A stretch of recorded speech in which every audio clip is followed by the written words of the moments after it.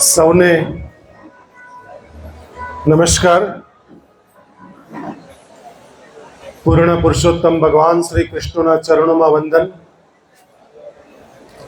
Mahatma Gandhi engineering college અને વલ્લભ બુદ્ધિ polytechnic college પરિવારના મોભી સૌપ્રથમ નારાયણ કાકાને વંદન, જેણે શૈક્ષણિક સંસ્થાનું સિંચન કર્યું છે અને એમની જ બાગડોર સંભાળનાર હાલમાં પરમ આદરણીય અને મારા ખૂબ આત્મીય એવા ભાઈ શ્રી સુરેશભાઈ,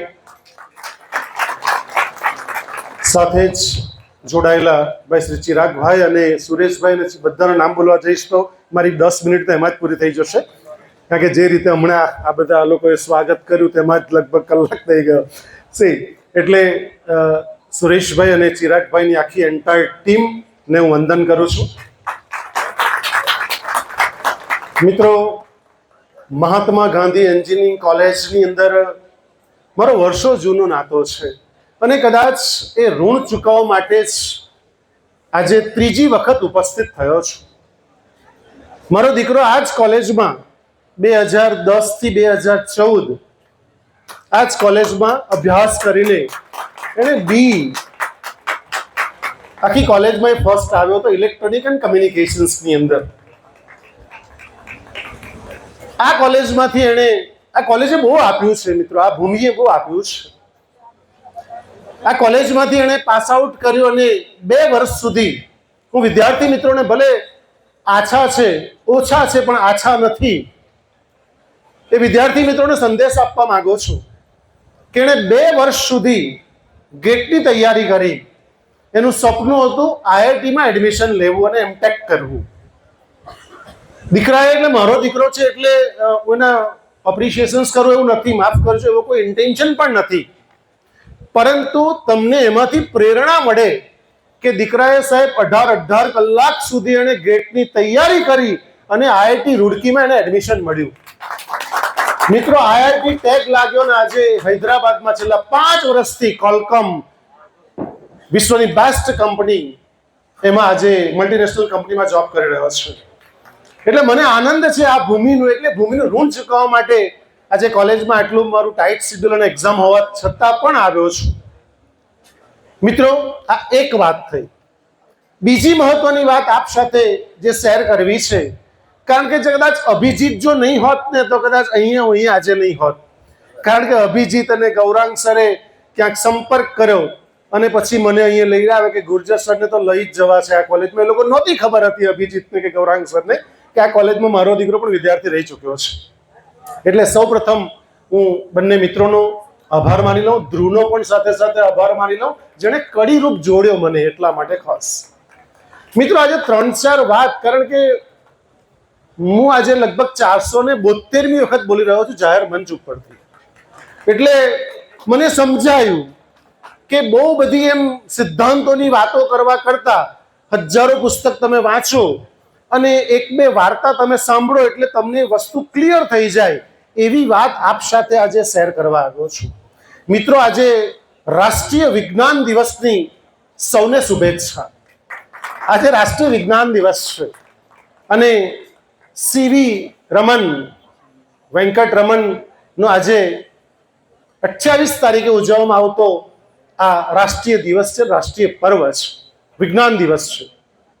મિત્રો, એટલા માટે કે 1930માં ફિઝિક્સમાં જેને નોબેલ પારિતોષિક પ્રાપ્ત થયું અને 1954માં જેને નોબેલ પારિતોષિક અને ભારત રત્ન પ્રાપ્ત થયું એવા વેંકટેશ રમનને હું નતમસ્તક પ્રણામ કરી મારી વાતની શરૂઆત કરું છું.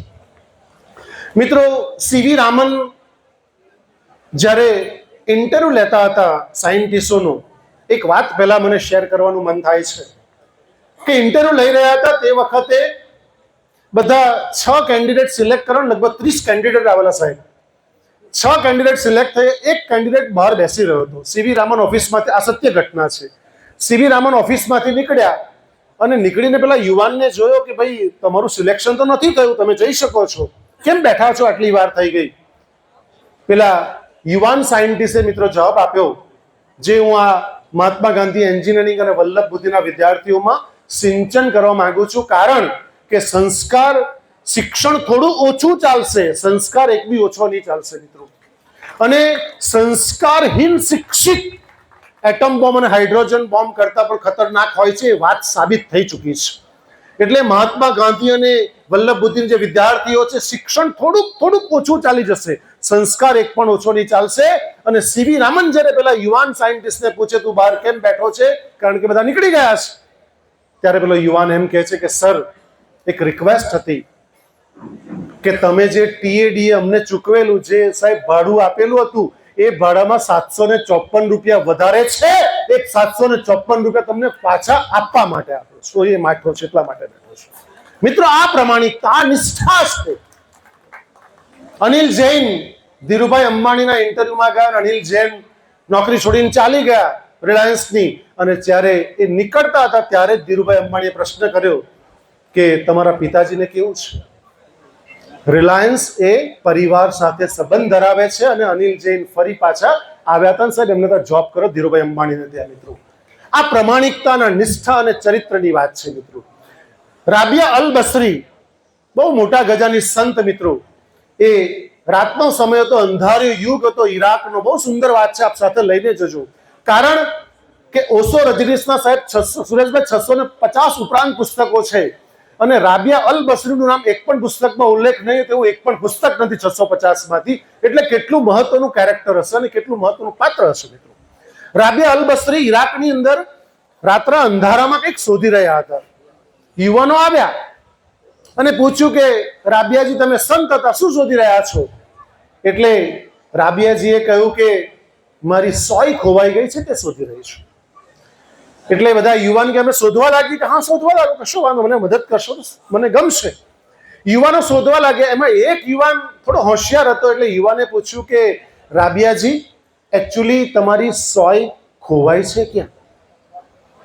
એટલે રાબિયાજીએ કીધું કે મારી સોય તો મારી ઝૂંપડીમાં ખોવાઈ છે, પણ એ મશાલનું અજવાળું છે, એ શોધી રહ્યો છું. એટલે બધાએ સાહેબ માથામાં માર્યું કે તમે સોય ખોવાઈ છે ઝૂંપડીમાં અને શોધી રહ્યા છો, અહીંયા તો કેવી રીતે પ્રાપ્ત થશે? આ તો મૂર્ખ જેવી વાત છે. ત્યારે રાબિયા અલ બસરી કહે છે કે હું જો મૂર્ખ હોય તો વિશ્વના તમામ લોકો મૂર્ખ છે. તમારી ખુશી ક્યાં ખોવાય છે ને શોધી ક્યાં રહ્યા છો? મિત્રો, આપણી ખુશી સતચિત આનંદની વાત છે. આપણી ખુશી અંદર છે, પરિવારમાં છે, અને સોશિયલ મીડિયામાં ખુશી શોધી રહ્યા છે. રીલ જોઈને ખુશી શોધી રહ્યા. ખુશી ત્યાં નથી. પપ્પાનો મોબાઈલ જુદો, મમ્મીનો મોબાઈલ જુદો, ભાઈનો મોબાઈલ જુદો, બહેનનો મોબાઈલ જુદો, ટીવી તો ચાલુ જ. બધા પોતપોતાના મોબાઈલના વોટ્સએપ, ઇન્સ્ટાગ્રામની અંદર સાહેબ ચેટિંગ કરી રહ્યા છે. કોઈ ટાઈમ જ નથી વાત કરવાનો. જે ઇન્ટરપર્સનલ રિલેશનશિપ હતી, સુશીલાબેન તો જતું જ રહ્યું. ઇન્ટરપર્સનલ કોઈ બે જણ બેસીને વાત પણ નથી કરતા સાહેબ. ઘરમાં બી ફોન કરે, હા, જઈને બોલાવે પણ નહીં. બોલો, આ સમયની અંદર જીવી રહ્યા છે. ત્યારે આ સાયકોલોજી બહુ મહત્વની છે મિત્રો. ડિપ્રેશનના રોજબરોજ કેસીસ વધી રહ્યા છે. આ એક વાત છે મિત્રો.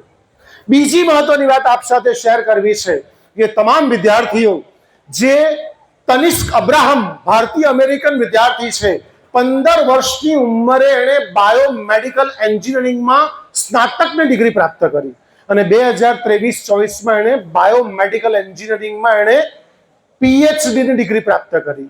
તમામ વિદ્યાર્થીઓ જે હમણાં એ લોકોના કોઈ શરબત પી રહ્યા છે, કોઈ વાત કરી રહ્યા છે, એ લોકોની મસ્તીમાં મસ્ત છે, કારણ કે એન્યુઅલ ડે છે ને. એકચ્યુઅલી ડે તો આજે એ લોકોનો છે ને, આમાં પ્રવચન ક્યારેય પણ નહીં હોય. પણ આ લોકોએ કઈ ખબર નહીં સુરેશભાઈ લોકો શું ગોઠવી કાઢ્યું. બાકી સાહેબ પ્રવચનમાં આ લોકોને કઈ રસ ના હોય. એકચ્યુઅલી તો એ લોકોને રસ હોય નાચવામાં આજનું, હે ને. એટલે તમે જો બધા પોતપોતાના વાતમાં મશગુલ છે. સો મહાત્મા ગાંધી એન્જિનિયરિંગ કોલેજ વલ્લભ બુદ્ધિ ઉત્તર પ્રગતિ કરે, અને જ્યારે સુરેશભાઈ અને ચિરાગભાઈનું સાનિધ્ય પ્રાપ્ત થયું છે, ત્યારે બહુ જ આત્મવિશ્વાસપૂર્વક કહું છું, શ્રદ્ધાપૂર્વક કહું છું કે તમામ ફેકલ્ટીઓની અગ્નિ પરીક્ષા છે.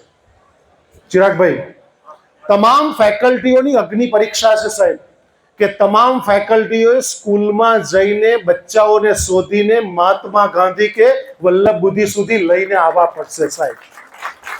અને આટલા બધા આત્મવિશ્વાસપૂર્વક એટલા માટે કહું છું, વિનોદભાઈ હાજર છે, જીતુભાઈ હાજર છે, કે જ્યારે આ જ દશા SB Garda arts and PK Patel college of કોમર્સની હતી અને 2014માં માત્ર 1000 વિદ્યાર્થી રહી ગયા, ત્યારે કોલેજ બંધ થવાને આરે હતી અને મેનેજમેન્ટ બદલાયું સાહેબ, અને ઇન્ચાર્જ પ્રિન્સિપાલ તરીકેનો ચાર્જ મને સોંપ્યો નવસારી સાક્ષી છે સાહેબ, કે જે કામ મેં કર્યું છે, મારી ફેકલ્ટીએ કર્યું છે, મેં કર્યું ઇન ધ સેન્સ મારી ફેકલ્ટીએ કામ કર્યું છે, સ્કૂલે જઈને સાહેબ વિદ્યાર્થીઓ લાવ્યા છે કે ગારડા કોલેજમાં આવો, તમે ફી માફી આપીશું, ગમે તેમ કરીને ગારડા કોલેજમાં તમે અનબિલીવેબલ, આજે મારી કોલેજમાં 4000 બચ્ચાઓ ભણી રહ્યા છે, 1000 માંથી 4000 બચ્ચા કર્યા છે, એટલે મને વિશ્વાસ અને શ્રદ્ધા છે કે સુરેશભાઈ, ચિરાગભાઈ ની આખી જે એન્ટાયર ટીમ છે, જે લોકો આ લોકો ઓડિયન્સમાં બાકી જ નહીં રાખ્યા સાહેબ, બધાને સ્ટેજ ઉપર લઈ આવ્યો. જો તમે કેમ કે આ લોકો જીતુભાઈ, આ લોકો સૂત્રધાર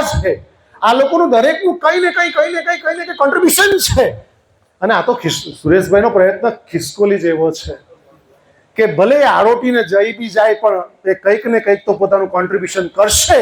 એ શ્રદ્ધા સાથે આજે જ્યારે આટલી મોટી સંખ્યામાં ઉપસ્થિત થયા છે, ત્યારે ફરી એકવાર હું શ્રદ્ધા વ્યક્ત કરું છું કે ફરી પાછી મારી દીકરો જ્યારે 2,500 3,000 છોકરાઓ ભણતા હતા કોલેજમાં, અને 10 થી 14નો જે ગાળો હતો એ ફરી રોનક, કારણ કે તમે બધા જ ફ્લાવર્સ છો, જે વિદ્યાર્થી છે ને સાહેબ ફ્લાવર્સ છે, કારણ કે એ લોકોની સુગંધ વગર આપણને તો આપણે શું કરીએ. હું આમ કહું છું કે વિદ્યાર્થી ફર્સ્ટ છે, આપણે શું કરવાનું? વિદ્યાર્થીઓ વગર અધ્યાપકોનું, શિક્ષકનું, પ્રિન્સિપલનું કોઈનું કશું જ કામ નથી સાહેબ. વિદ્યાર્થી હશે તો આપણે બધું જ કરી શકીશું. એટલે તમામ ફેકલ્ટીઓની અગ્નિ પરીક્ષા સાથે હું વિનંતી કરું છું કે જ્યાં સાયન્સની સ્કૂલો ચાલે છે, અને હવે પછી હું કમિટમેન્ટ આપીને જાઉં છું, જ્યારે સુરેશભાઈ સંચાલનમાં છે ત્યારે, કે હવે પછી જેટલા પણ મારા લેક્ચર જે પણ સ્કૂલોમાં હશે એ સ્કૂલોમાં જઈશ, ત્યારે ગાયડાનું તો કવર જ છું, પણ હવે પછી મહાત્મા ગાંધીનું પણ કહીશ કે તમે જ્યારે સાયન્સ ફેકલ્ટીમાં છો ત્યારે તમે જશો તો મહાત્મા ગાંધી એન્જિનિયરિંગ કોલેજમાં જઈને એડમિશન લેશો, એવો મને સંપૂર્ણ શ્રદ્ધા અને વિશ્વાસ છે. ફરી પાછી એમજીટાર ખૂબ ફૂલે ફાલે અને ફરી પાછી પ્રગતિના પંથે, ઉન્નતિના પંથે પ્રગતિ કરે તેવી ખરેખર હૃદયપૂર્વકની ભગવાનના શ્રી ચરણો પ્રાર્થના કરી મારી વાતને અલ્પ વિરામ આપું છું. ફરી પાછા મળીશું. ધન્યવાદ. જય હિન્દ, જય ભારત.